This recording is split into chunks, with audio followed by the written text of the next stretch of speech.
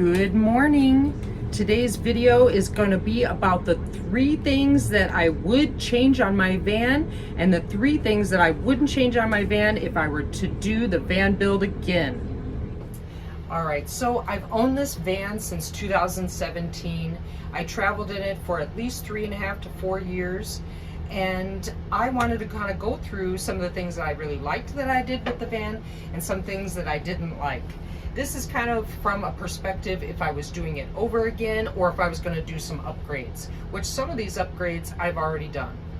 Alright, number 1 is the things that I would change on the van if I were to do it again or to do upgrades. Number 1 for me is the seat, the swivel seat, the front seat. Right now we only have seating that would be comfortably for 1 person at the table. You could have 2, but it's not really that comfortable. I have the Laguna tabletop mount and it does swivel out. You could sit 2 people there, but it's too tight. So 1 person there, and then you need the front seat. I would add a swivel seat to that so 2 people can access the table and eat and join in more in this living area that I have. I considered adding it many times, but I just didn't want to do the cost yet, and that would be something I would definitely add and do in the future. Number 2 is my electric in my kitchen area. This is not a professional build. This was just kind of a home built kind of kitchen. It's not the best. I would definitely redo the light switches and the electric. And then also in here, there was a power strip that is mounted to do lights and the water pump that's right here.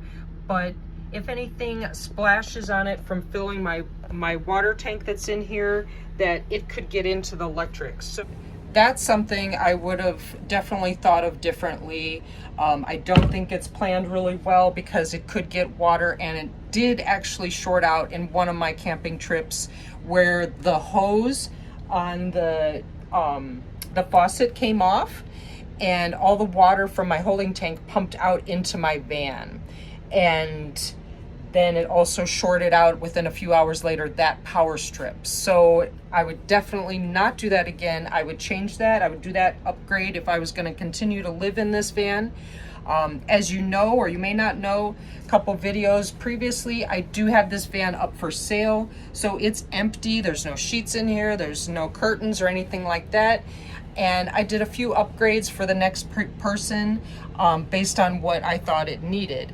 And that's one of the things that I would definitely do in the future. And number 3, my biggest one, is the gray water holding tank. I actually went my entire van life without a gray water holding tank. I only had a metal bowl, this metal bowl, and as I would use the water and wash a few things, I would have to throw it outside and dispose of it. So that was my biggest thing. I wish I had done that upgrade. I wish I had put that in the very beginning. I can't believe I went the whole time without one. But now for the next person, I did install a gray water holding tank. There's a hose that attaches to this. I now have a drain in this, which I did not have before.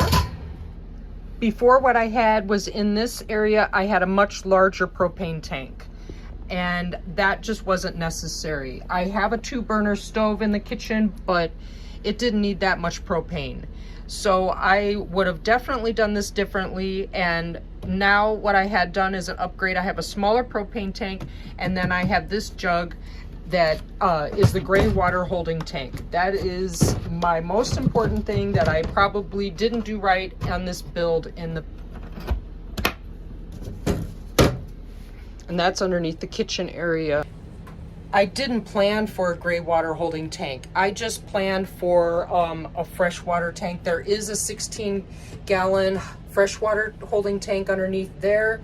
And like I said, I just put too big of a propane tank, and I didn't need that. I barely had to fill it up.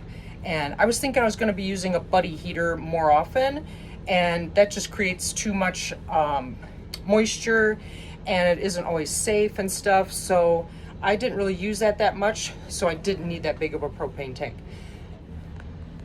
Number one, what I would not change is adding a shower. As you can see, I do not have a shower. I have a bed, and I have my kitchen area, and this is where normally where the fridge would go, but I don't have it in there. The toilet is underneath this step, and there's more storage, and where you could have maybe another sleeping area for a third person or a second person if you don't want to have it inside, don't want to share your queen bed. But yes, I would not add a shower inside. I felt like I wouldn't have enough room. It'd be too much it would take away from my kitchen area and my sleeping area, which I felt were really important. I ended up doing a shower tent outside almost all the time. Sometimes I would go to a place like a rec center or something like that to take a shower, but I just didn't want to take away from my actual living space because there was going to be two of us, and we just did it outside or at another place. Number two that I would not change in my van is a permanent bed. I saw a lot of them where they have the couches back here and you have to put the wood in and put all the cushions and make your bed every day. Yes, you have a lot more space. Maybe you can have the shower then, but I would not change the permanent bed. You see there's no sheets on it, but normally it would be all made up and nice, and you don't have to do anything. It was kind of an extra seating area. I would sit up here sometimes and do video editing because my daughter would be in the bench there and using that table to do schoolwork. I would read maybe up in the front seat, but the permanent bed I would not change.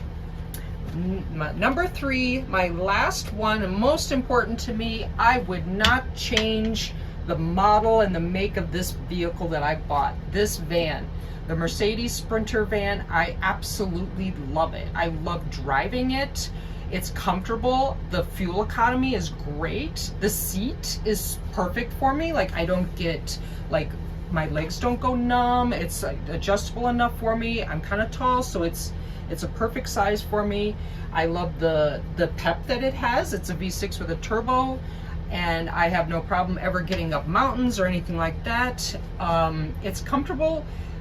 Yeah, it's a little bit in the wind. It gets a little bit top heavy and a little bit hard to control. I would not have changed only having a two-wheel drive. I never felt like I needed four-wheel drive at all. Get yourself a good pair of tires, good set of tires, and just know how to drive. And I never got stuck, and I wouldn't waste the money on four-wheel drive. It was a little bit tricky with the diesel emissions and making sure that you're taking care of its maintenance correctly, but once I figured it out, it has ran perfectly for me for quite a few years now. So those are my three things that I would do and wouldn't do to this van, why I liked it and why I didn't like this build. Thank you for watching, and make sure to like and subscribe.